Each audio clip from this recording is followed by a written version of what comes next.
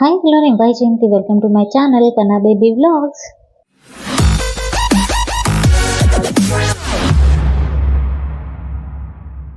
ఈరోజు మన వీడియోలో ద్వారకా తిరుమల ఎలా చేరుకోవాలి, స్థల పురాణం ఇంకా టెంపుల్ టైమింగ్స్ గురించి తెలుసుకుందాం.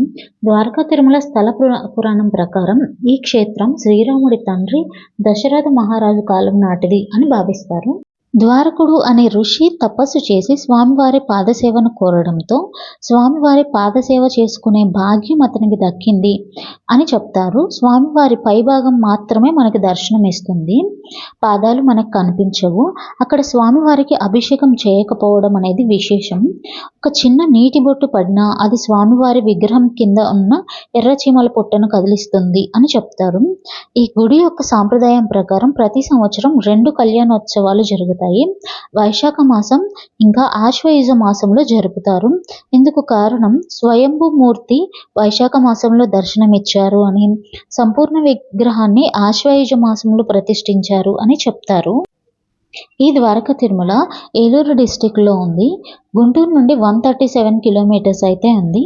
విజయవాడ నుండి 100 కిలోమీటర్స్ డిస్టెన్స్లో ఉంటుంది. ఇక్కడికి బస్ సర్వీసెస్ అవైలబుల్లో ఉంటాయండి.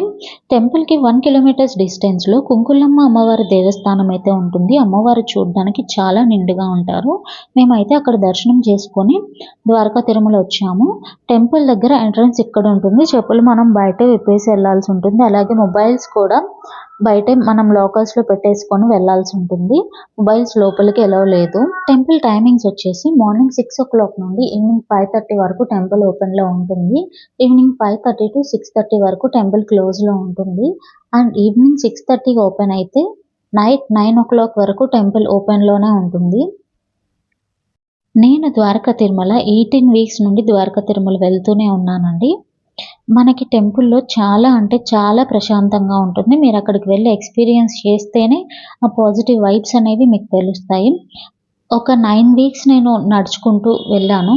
టెంపుల్ దగ్గర మెట్లు నడుచుకుంటూ ఎక్కేశాను.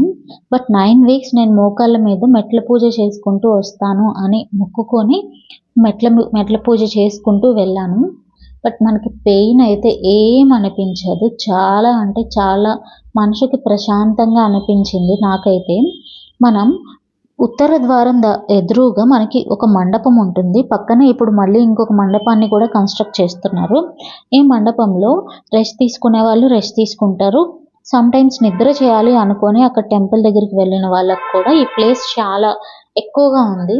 నిద్ర చేసే వాళ్ళు కూడా చాలా మంది ఇక్కడే ఉన్నారు. అండ్ ఇక్కడ ఈ మండపంలో డే టైం వెడ్డింగ్స్ కూడా జరుగుతూ ఉంటాయి ఈ మండపంలో. అండ్ ఇక్కడే మనకి స్వామి టెంపుల్కి సంబంధించిన ఫుల్ వ్యూ అండ్ టెంపుల్ చరిత్ర ఇంకా స్థల పురాణానికి సంబంధించిన బ్యానర్స్ కూడా ఇక్కడ మనకి అవైలబుల్లో ఉంటాయి.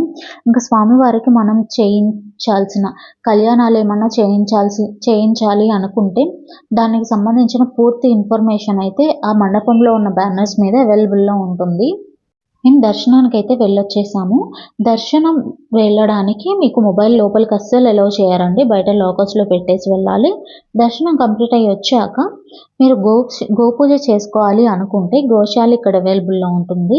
ప్రజెంట్ అయితే అక్కడ నుండి కొంచెం బయటకు మార్చారు గోశాల. మీరు గోపూజ చేయాలి అనుకుంటే చేసుకోవచ్చు. ఇంకా అక్కడ నుండి మేము దర్శనం అయ్యాక ఎవ్రీ టైం మేము అన్నదానం దగ్గరికి వెళ్తాము. మనకి పక్కనే అన్నదానానికి మీకు రూట్ కూడా అక్కడ తెలుస్తూనే ఉంటుంది.